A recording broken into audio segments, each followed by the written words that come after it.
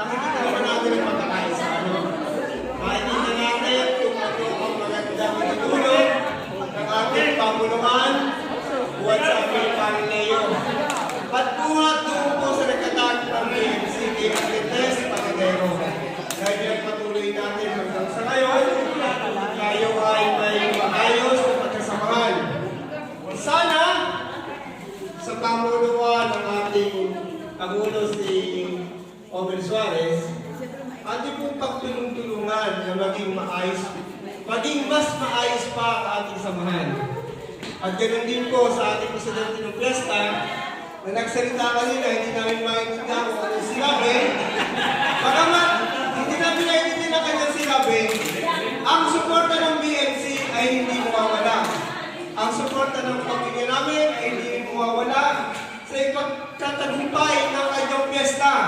Dahil sinasabi po natin, ang piyesta natin ay hindi naman pang sarili natin, kundi sa ating patron, dahil tayo nagpapasalamat.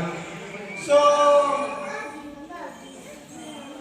sa darating pong Christmas, ating pong ibigay sa ating Panginoon ang ating sarili upang magkaroon tayo ng biyaya, lakas ng katawan, at magandang pamilya. Ano po? So, hindi ko na po makahaba dahil sa bilog lang po tayo po ay mag-close. Tulong-tulong po tayong mag-ayos.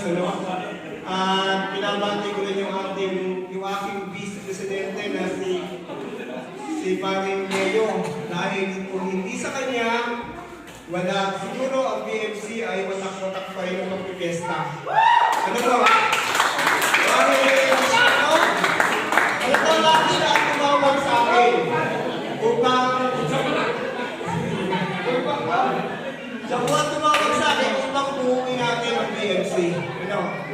So, maraming salamat at sa pamuluhan sa ating mga opisyales na talagang narito. Manatiling po ang suporta sa bawat isa. Maraming salamat po.